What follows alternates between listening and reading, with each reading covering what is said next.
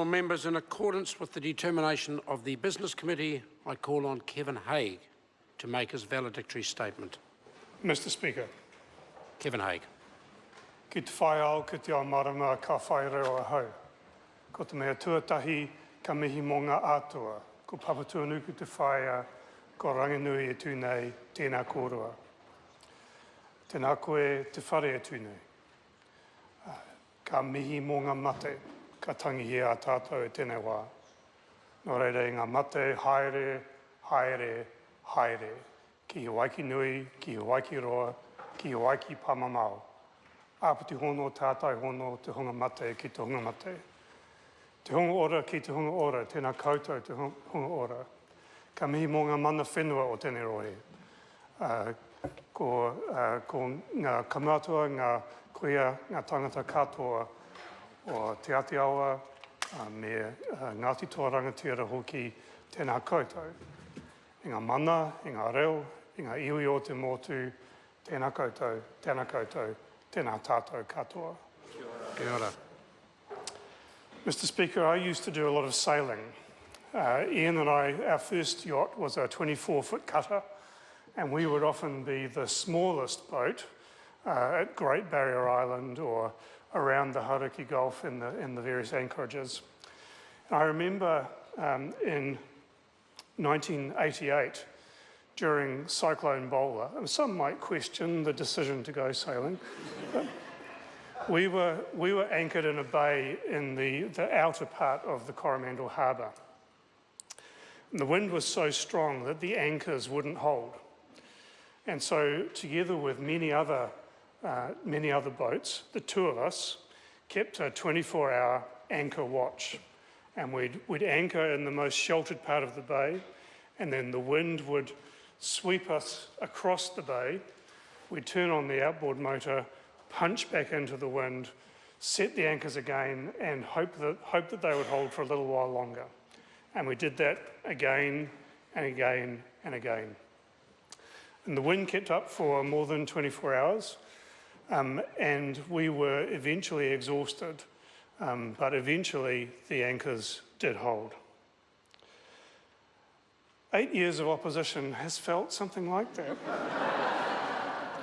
Going to work each day, standing up for what we believe in, but losing almost all of our arguments. Not because we were wrong, but because of the government's superior numbers and the resources of government.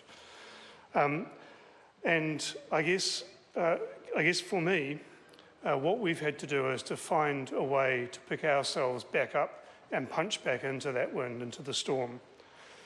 But now my watch is ended. It's been an enormous honour to serve in this role, to stand here and to know that along with my Green colleagues, I represent an enormous number of New Zealanders who share our vision and our values. I leave here proud of the work that I have helped to do. I also leave here with some regrets. I have projects that I believe in passionately that I won't be able to see through to their conclusion. It goes against the grain for me to leave work unfinished. I'm leaving behind people who matter a great deal to me, and I have friends right across this House and right across the political spectrum. I won't get to be a minister with the opportunity to implement policy in government, and I think I might have done a pretty good job of that. Thank you. But despite those regrets, I have no doubts. I want to thank the Green Party, all of its members, staff, volunteers and other MPs for the opportunity to do this work and for the support and friendship while doing it. Those people who've worked in the Green Party's parliamentary team have been outstanding, and I especially want to thank those who've worked in my own office. Joanna Plows, Sophie Belton, Neve Kanak, Linda Veyers, Tasi Vaonga, Ridian Thomas, and the incomparable Jen Lawless. You have seamlessly hidden my flaws from the world while simultaneously doing all the real work. Thank you very much. I'm grateful for the wonderful support that I've enjoyed over the years from the Parliamentary Services team and from the Office of the Clerk. I think in particular I'm probably one of the biggest users of the library and travel teams, and you've always been fast, efficient and reliable. I said earlier that I have friends across the House. It's always seemed to me that positive relationships stop disagreement about some issues from getting in the way of collaborating on others.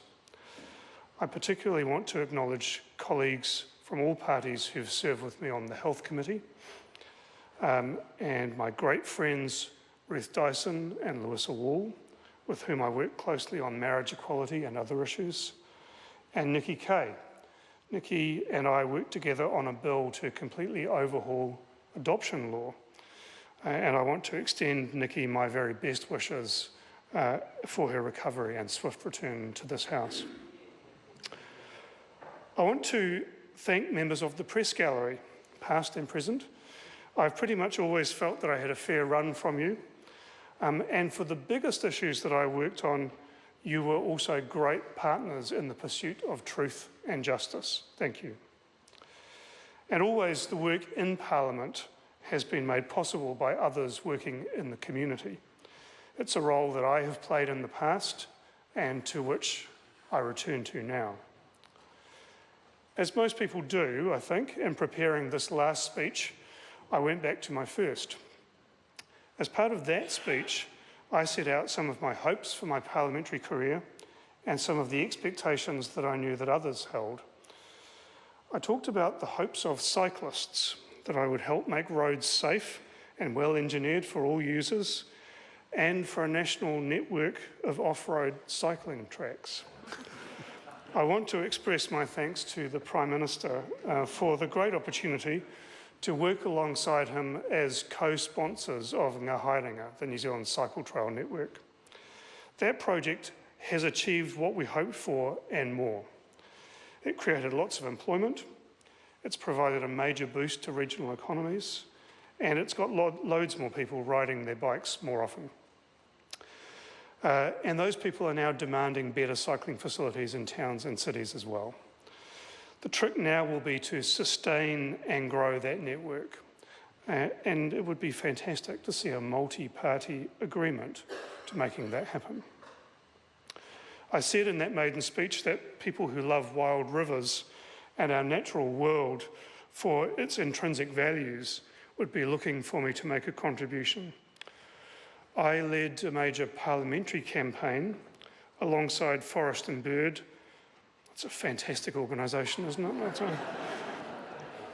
it? Whitewater New Zealand and the Wild Rivers Coalition that led to the Mokihinui River being saved. My campaign was based on how Lake Manapōuri was saved. I set out to get people all around the country to care about what happened to a place and to animals and plants that they had never and probably would never directly experience. And it worked. New Zealanders love the rivers, forests, oceans and animals of Aotearoa, and they want to protect them. I was also pleased to work with Kate Wilkinson to conduct major field trials of resetting traps, a project that has laid one of the main foundations for daring to believe that Paul Callaghan's vision of a predator-free New Zealand was possible. I said in that speech that the gay and lesbian communities and the wider rainbow family would look to me to keep delivering on the promise of equal rights and opportunity.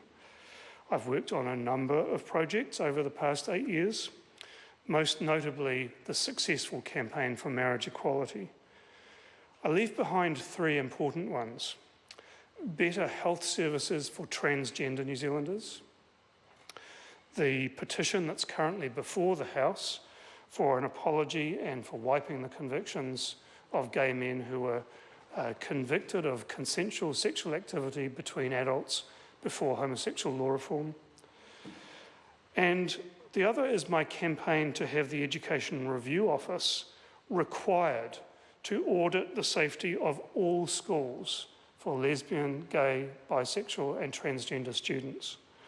We showed in 2014 that most secondary schools do not provide such a safe environment, and that the Education Review Office never exposes that. Perhaps as a farewell present, just thinking. There's a couple of areas where I've been proud of a contribution I didn't expect to make. I worked hard to expose what I called a sick culture of disentitlement in ACC. Major improvements were made, and I praised the then Minister, the Honourable Judith Collins, but more still is required, more change is still required. I also warn New Zealanders that the insurance industry and small government ideologues haven't given up on their plan of a privatised ACC, and vigilance is still required. But the work that I'm proudest of is that which I did in the aftermath of the Pike River tragedy. I have felt a heavy responsibility for that work, and I've been pleased to contribute to a major overhaul of workplace health and safety regulation in this country. But I've been frustrated and angry that nobody from the board or from the senior management of the Pike River Coal Company has been held to account or will ever be held to account for what has occurred, and that 29 men still have not been brought home to their families. The other area where I know people hoped that I would be able to make an impact is health, and in particular increasing Parliament's understanding that health outcomes are the result of people's circumstances and environments, like poverty and housing, and how empowered their communities are, rather than individual choices. And goodness knows, Mr. Speaker, I've given enough lectures on that topic in this House. I regret that successive ministers of health have preferred to adopt an adversarial approach to their portfolio. I believe that much more could have been achieved by working together across the House on health. Economists seem to agree that funding for health services has dropped cumulatively and in real terms by almost $2 billion since 2008, while something like $20 billion has been spent on roads of national significance, for example. To me, that suggests that the priorities are entirely the wrong way around. It seems essential to me that government should seek to ensure that every person has the basics that will enable them to have a decent life. Enough good food, clean air and water, warmth and shelter, the means to good health and education, and a decent income. In this country, a growing number, far too many, do not have these basics, and worse, access to them is unfairly distributed. Remedying these problems should be the purpose of government. That's what government's for. The economy is not some force of nature. It is a collection of tools that we can re-engineer to help us meet those social goals. Instead, far too often, people are sacrificed in the interests of the economy, and that is fundamentally the wrong way around. The same is true of the environment. When the natural world is seen as a set of resources to service the economy, as raw materials or waste disposal, we know something is fundamentally wrong. Restoring and conserving a sustainable relationship with nature should be the other fundamental goal of government, which the economy should serve. Our country is run as if people and the environment need to serve the economy as inputs to the firm, and this needs to change entirely. When people are homeless because of land banking, when kids go hungry because wages and benefits don't even cover the basics, when they have avoidable health conditions that scar their entire lives because of poor quality, overcrowded housing, when landowners are still cutting down lowland forest, draining wetlands, and allowing their stock into rivers because there's money to be made, when the last Maui's dolphin plunged towards extinction because we prioritised the oil and fishing industries, something is fundamentally wrong, Mr. Speaker.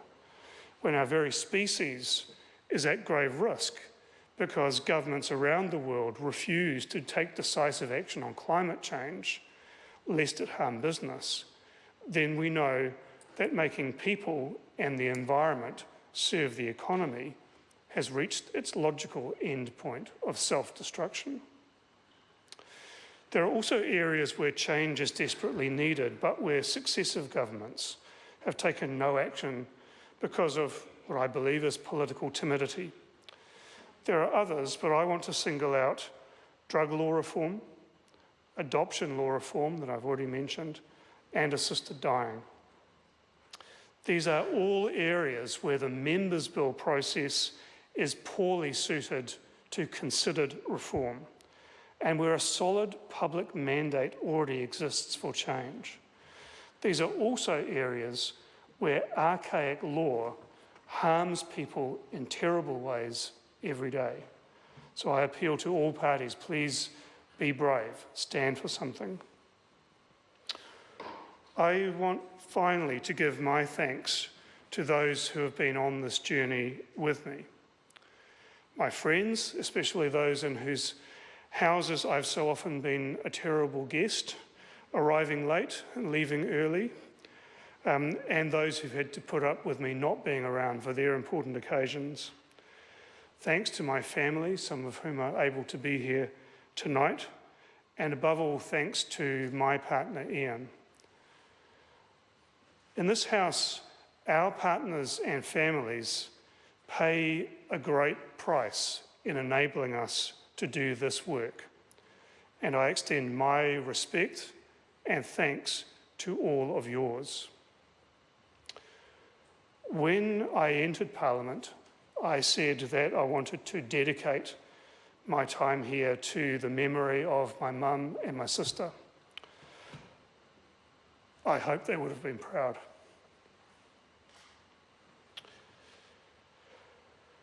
I leave here now to take on another really exciting challenge. I know that those who come after me in the Greens will bring new skills, knowledge, and energy that I couldn't have contributed. But in leaving, I feel that I have done my best. I feel I've made things better, and I go with my integrity intact. I wish you all the very best. Ka mutu e noho rā.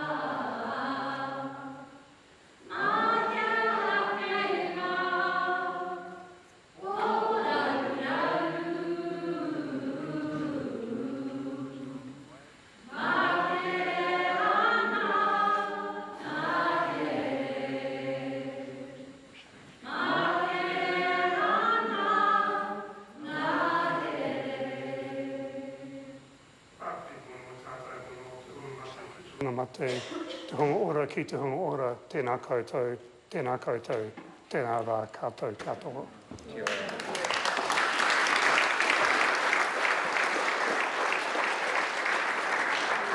The House is suspended for the dinner break. I will resume the chair at 7:30.